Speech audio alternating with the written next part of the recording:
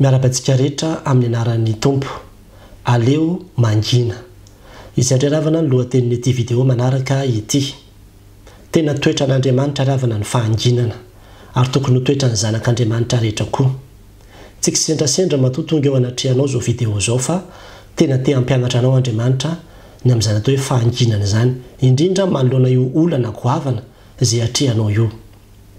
Antony maromaro no mahatonga antsika tokony hangina. Voalohany ny fahanginana dia tena fanetretena. Tena fanetretena. Eo anatrehan'io olona izay manenjika sy mankahala sy manaratsy sy mifosafosanao io tsisy farany io. Tena zava-dehibe ny fahanginana. Izany mihitsy nataon'i Jesosy Kristy ambaran'i Isaia 3:17 nampahoriana izy nefa nanetretena ka tsy nilobava. Izany hoe ilay fanetretena dia tena aseho anao amin'ilay endrika hoe tsy milobava, tsy mamaly, tsy miezaka hoe miazakazaka hanamary tena sotrany fa tonga dia mangina fotsiny. Na dia manana ny rariny aza indray dia tena ilaina ny fahanginana amin'ny fotoana sasany. Ka tena ampianarin'ny tenin'Andriamanitra isika tena hoe angina fa tena fanetretena goavana be izany fahanginana izany. Ny zavatra faharoa dia izao ny fahanginana dia miaro anao tsy himenomenona. Io fimenomenona io tena toetran'ny zanak'Israely ary tena fahavoazana ho azy mihitsy io. Sahirana mihitsy ny mpitarika nitarika azy ireo. Any amin'ny Nomery zao 7:17 dia tena nitsangana mihitsy Kaleba nampangina ny olona. Fa Kaleba dia nampangina ny olona teo anatrehan'i Mosesy. Izany hoe indraindray ny zanak'Israely ohatrany efa tsisy limity intsony fa na dia mpanompon'Andriamanitra raha dia tevatevaina, tenitenenina. Ohatrany hoe akazay manamarina tsinona na dia hoa na zay manana raison na ohatrao dia aleo mangina ry havana. Fa io fitabatabantsika io tsy mitondra makaizo fa vao mainka io mitondra ho amin'ny korotana. Tena asan'ny devoly io. Rehefa avy eo mbola resahako amintsika hoe asan'ny devoly io fitabatabana sy fimenomenona lava io. Fa tena aleo mangina. Fa tsy hoe tsy maintsy miteny foana anao isaky misy zavatra tsy mety, isaky misy zavatra ihanina dia le manan-kina sy miteny foana. Ary io zavatra teneninao io zavatra mifahatezerana teneninao io, mifindrana io fahatezerana io tena mifindro fahatezerana io, mamindra fahatezerana amin'ny olona anao. Ka tena zay le hoe aleo mangina fa ny fahanginana dia miaro anao tsy himenomenona. Ny fahatelo dia zao ny fahanginana dia fiadiana mahery io. Ahitsika tsara ilay tenin'Andriamanitra manao hoe Jehova iady fa ianareo kosa angina. Ny dikan'izany dia izao raha misy olona miady aminao aza mamaly. Aleo mangina fa ny fahanginanao dia midika fa natolotra ao an'Andriamanitra le ady. Dia lasa miady amin'Andriamanitra zany le olona. Azonao antoka fa handresy anao amin'izay fotoana izay.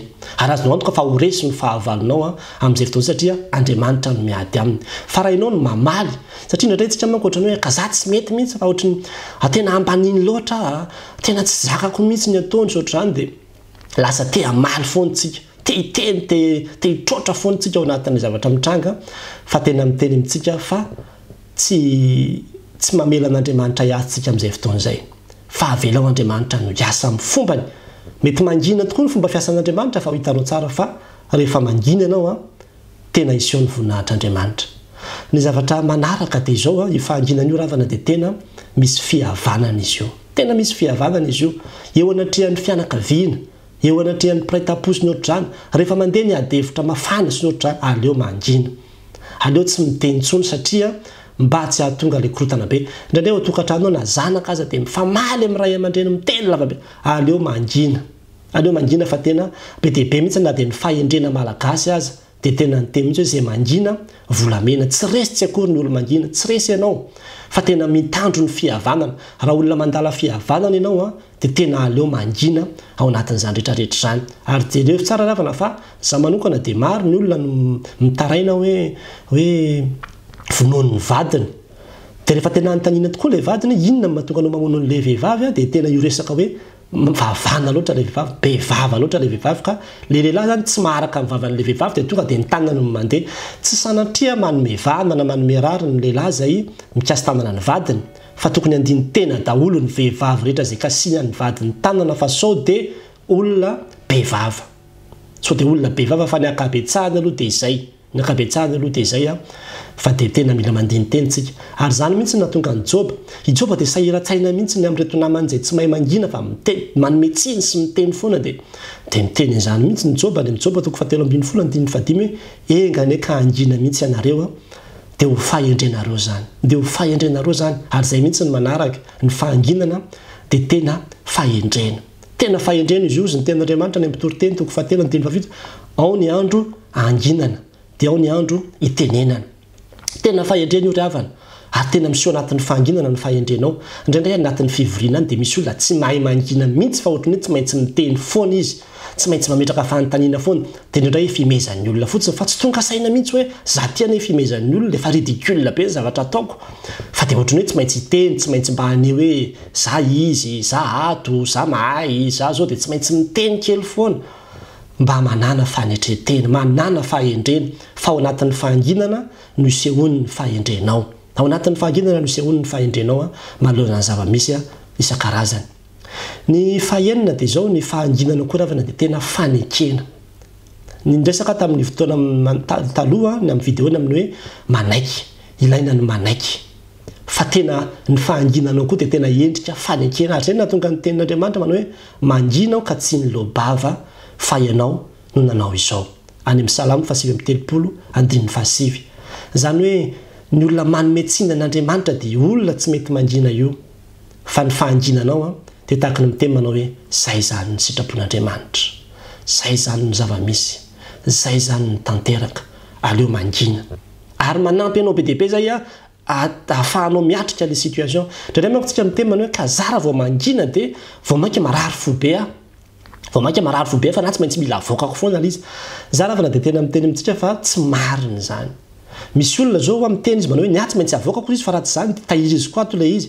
dia asianao avoakany tokoa le izy fa tsy manampy azy akory izy fa rehefa miady manaraka avoakany ihany iny averiny ihany iny averiny foana ihany izy nefa niteny izy manao hoe mila avoakako izy amin'izay lasa fa tsy lasa zany ny famelan-keloka ny manalany io fa tsy ny fitenenanao azy akory no ivoakan'le resaka dia hoe afaka aminao le izy fa ny famelan-keloka no manafaka an'le izy ao anatinao fa tsy ny fitabatabana akory fanekena le izy ary ny farany dia zao ny fitabatabana io dia tena asany devoly rehefa jerevanao tsara ny fampitahana n'Andriamanitra sy ny satana dia hitanao tsara fa tena misy fahasamihafana be Andriamanitra dia tena olony fahanginana tena manginana fa ny devoly dia mitabataba mandrakariva ary raha mihitsy nambarany tenin'Andriamanitra nahoana no mitabataba ny jentrisa ozy izy any amin'ny Salamo 2:1 dia ohatran'izay koa any amin'ny Salamo 2:7 ozy izy ny tenin'Andriamanitra manao hoe fa indro nitabataba ny fahavalonao mitabataba ny fahavalonao izy dia ireo le olona antikristy io rehefa jerevanao io texte io dia le antikristy io mitabataba